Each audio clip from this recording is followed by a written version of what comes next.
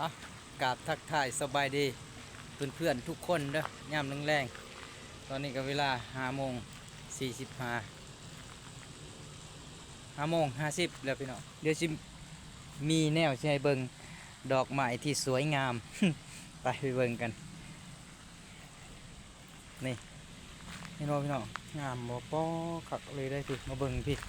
สีชมพูก็มีสีแดงก็มีโอ้ย้อนแสงเลย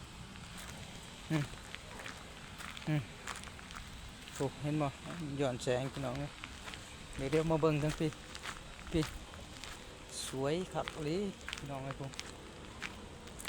ไทยเขาเรียกว่าดอกเฟื่องฟ้าบ่แต่ลาวบ่ฮู้ว่าลาวมีหรือบ่ก็ยังบ่แน่ใจเป้าทุกงามเลยพี่น้องเอ้ยพวกเดี๋ยวสิให้เบิ่งนี่งามบ่พี่น้องป้าทุกคักอะไรอันนี้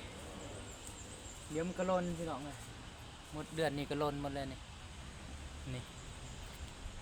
โอ้คักหลังสวนพี่น้องดอกไม้ที่สวยงามไปหาเอารอบดักปลาพี่น้องอย่างนี้พวกเห็นบ่อันนี้ปลูกเองเจ้านายเขาให้ปลูกกันคนปีนกระแพงเราวะจะเป็นน้ำเลยพี่น้องน้ำมันปักนี่ปวดอีหลีน้ำเสียงป่ามาเบิ่งบรรยากาศมันนี่แบบโอ้สันโตเห็นไหมถึงคักบรรยากาศมันเป็น14มาพี่ถ้า14มาเอารอบดักป่าใช่ไหมนี่นะไปวะนี่หนามันบกเลยนี่ลงเอากันเดี๋ยวไปจักอยู่คอกเลยโทรศัพท์โอ้ยโอ้ถึกนะเดี๋ยวถึกนะสักอย่างเฮ้ย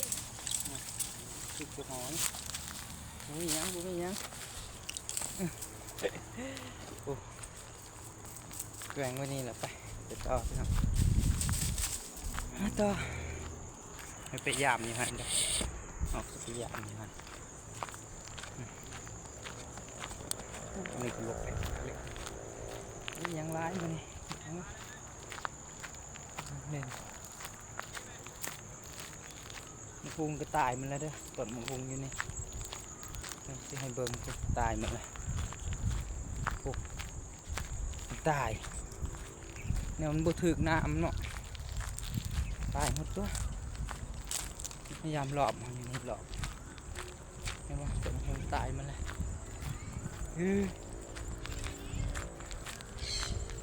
มีผู้มาหด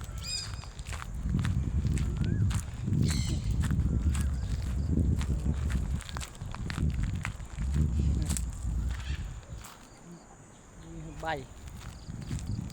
ตายตัวบริกินของน้ำสวนบินยังเนาะกระสีสันๆเลยพยายามหลอกตัวนี้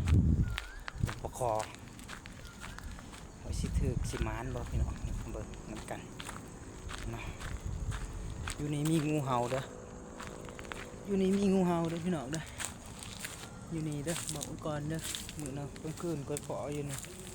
สองตาได้เสียงเดือดกันนี่เห็นบ่รอบดักเดี๋ยวเขาไปจิลงยามกันโบมานรอบกับบัตรปลาพี่น้องเฮ้ยลงโหตายหมดว้ายไม่ได้กินไปกลับบ้านไปดักหลอกต่อเฮ้มาแม่